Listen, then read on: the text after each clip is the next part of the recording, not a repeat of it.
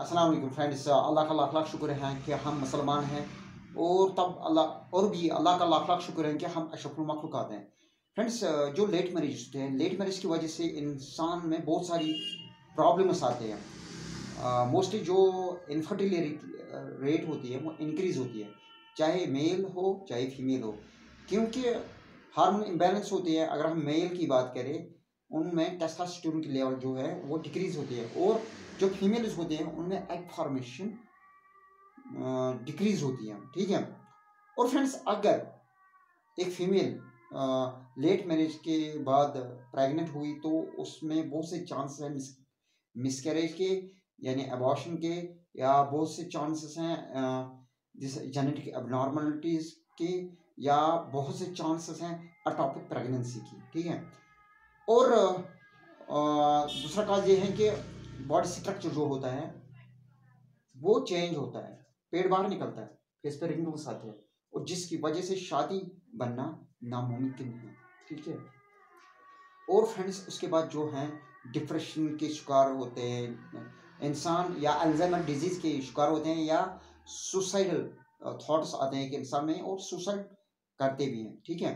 और उसके बाद ये भी काज है कि जो शादी करना चाहता है लेट में, एक वो ज़्यादा एक्सपेंसिव होती है। अगर आज के टाइम में एक इंसान की शादी 10 लाख में हो जाए, तो फ्यूचर 2-3 साल के बाद यही शादी 15 लाख में हो जाती है, क्योंकि एक्सपेंसिवनेस बढ़ जाती है, खर्चा बढ़ जाती है।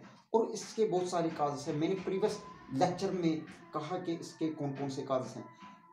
मिसाल के तौर पर इसके काज जो हैं वो है this family cause, environmental cause. Mostly जो काज हैं वो है एक्सपेंसिवनेस। ठीक है।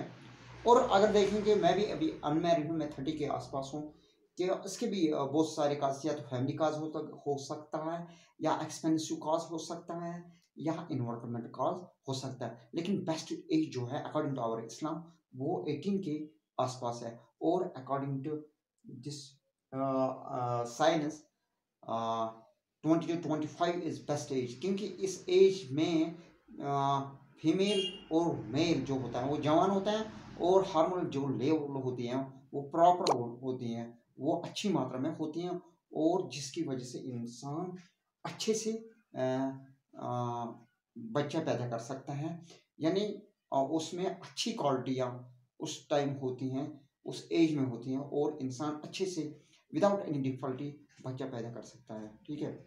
इसलिए फ्रेंड्स, जब किसी को शादी करनी होगी तो वो अर्ली करे, और वो अल्लाह पे भरोसा रखे। कि हमारे थॉट्स यही होती है, कि हमारी सोच यही होती है कि अगर मैं शादी करूँ तो मैं खर्चा कहाँ से लाऊँ। जब भी आप कोई काम करना चाहोगे तो फर्स्ट आप अल्लाह पे भरोसा रखो, और पॉजिटिव थिंकिंग रखो कि अल्लाह मुझे हेल्प करेगा। थैंक्स।